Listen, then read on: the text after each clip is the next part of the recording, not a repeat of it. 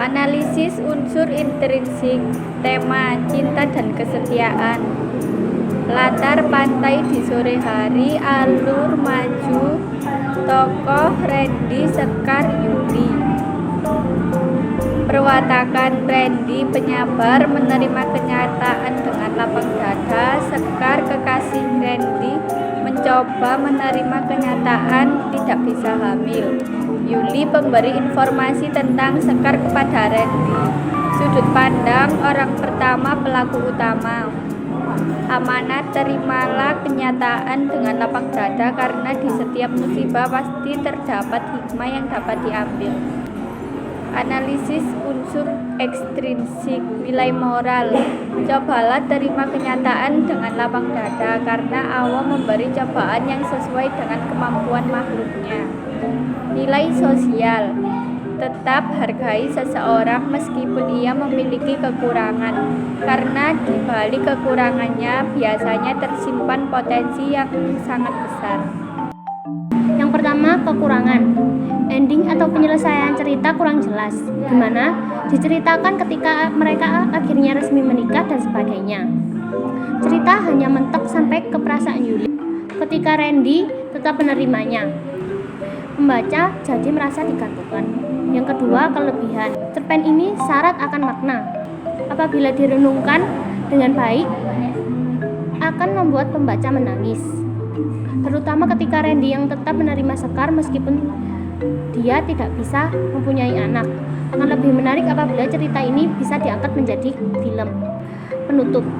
Cerpen ini merupakan cerpen yang bisa menjadi bahan untuk kita renungkan, di mana ketabahan seorang Sekar yang diberi cobaan tidak bisa memiliki anak karena tumor dan ketulusan Randy dalam menerimanya.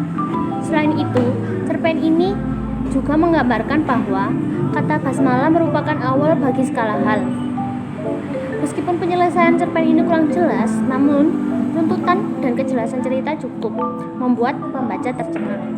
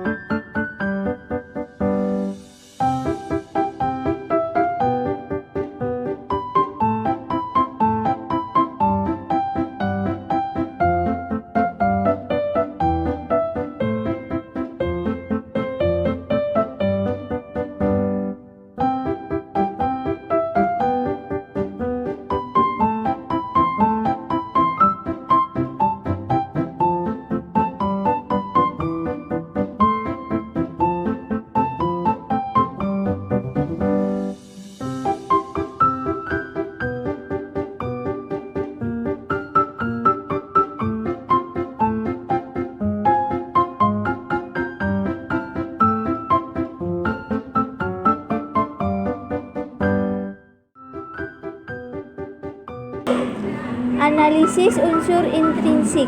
1. Tema, cinta dan kesunyian. 2. Setting, perjalanan di sungai dengan menggunakan kapal. 3. Alur, maju dan mundur. 4. Tokoh, Florenzio Ariza, kapten kapal, duta besar Inggris, dan wanita misterius. Perwatakan, Florenzio Ariza, orang yang tenang dan tidak gegabah.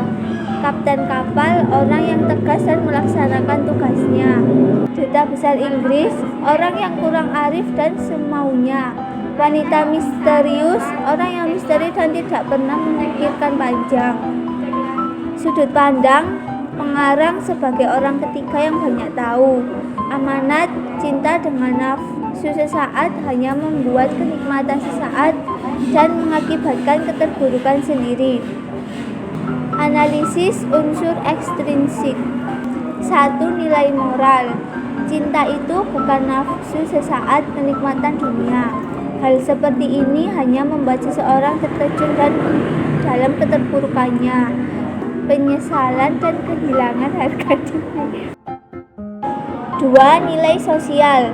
Jabatan setinggi apapun sepatutnya tidak menghargai sesama dan makhluk hidup lainnya, serta alangkah baiknya seseorang berinteraksi telah saling mengenali satu sama lain. Nilai budaya.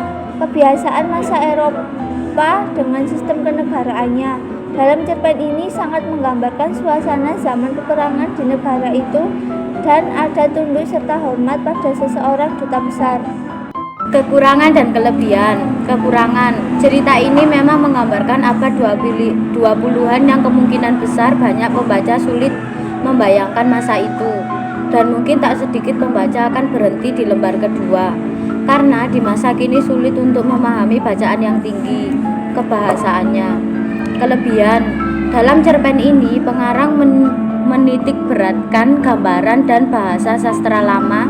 Kebahasaan yang sangat dijiwai pengarang membuat para pembaca kagum dan membuat para pembaca lebih terinspirasi, terutama pada akhir-akhir alinea mulai terlihat ciri pengarang yang menggambarkan cerita dapat berakhir dengan hal apapun, tak harus sedih ataupun senang. Penutup, cerpen ini merupakan bacaan yang menarik bagi semua usia, baik tua maupun muda. Melalui cerpen ini pengarang menitik beratkan inti cerita pada arti cinta dan kesunyian, hingga membuat pembaca tertarik untuk menyelesaikan jalan cerita yang menggunakan bahasa sastra lama. Meskipun pada tokoh yang menjadi pujaan hati Florentino Ariza, yaitu Fermina Daza, tidak banyak diceritakan secara gamblang pada cerpen ini, hal itu tidak mengurangi keapikan cerpen ini.